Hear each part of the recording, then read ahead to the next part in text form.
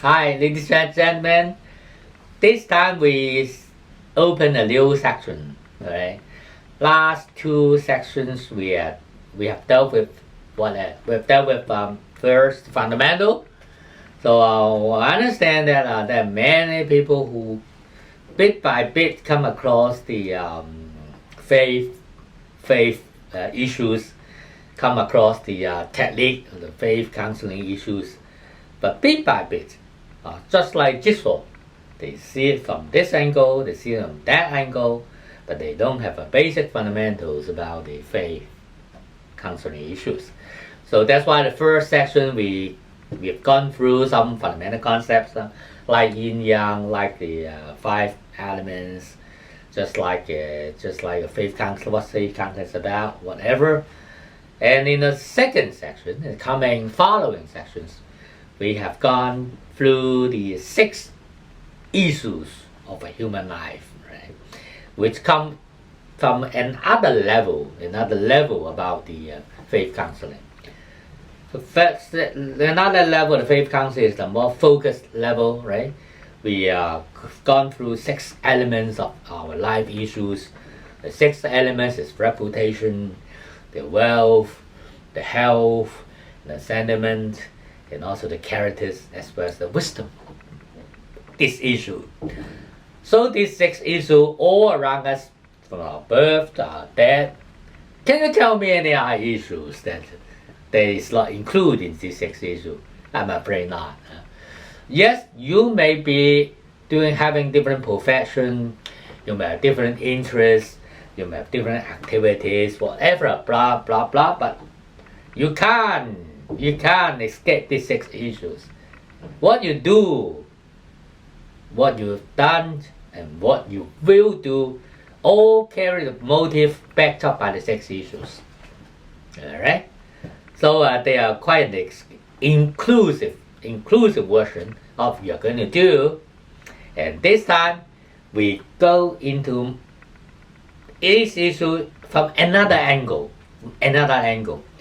Some people think that, well, faith counseling is a superstitious thing. We only play the card, we only do it by chance, or sometimes we do it by flag, sometimes we by cheat.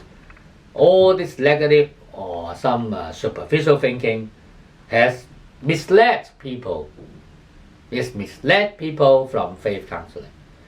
What we mean faith counseling, in fact, is a mixture of knowledge backed up by our history and backed up by science.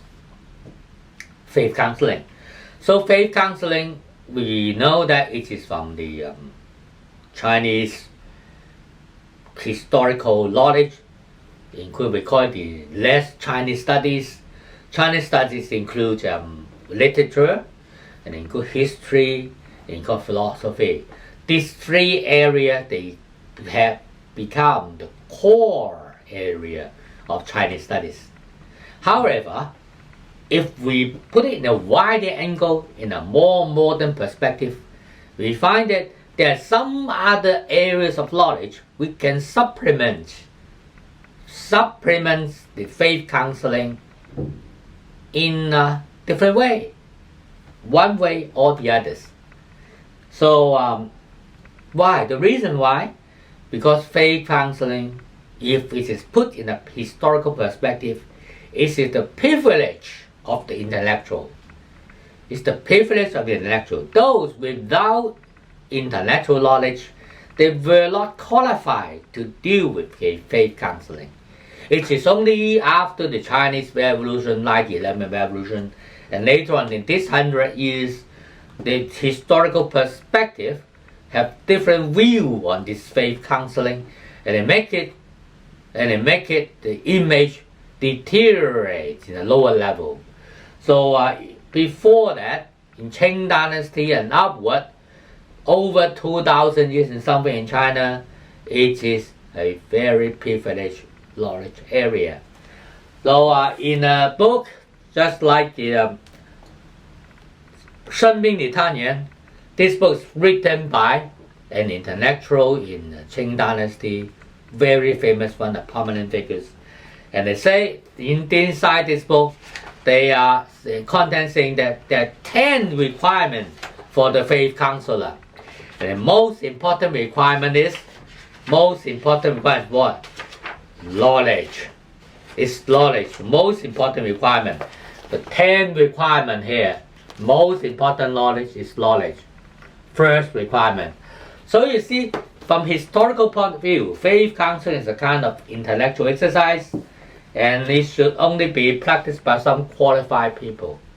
So in the coming chapters, I'm going to prove to you why it says so, and why faith counseling requires somebody who have intellectual knowledge, not only in Chinese studies, but in different area of studies.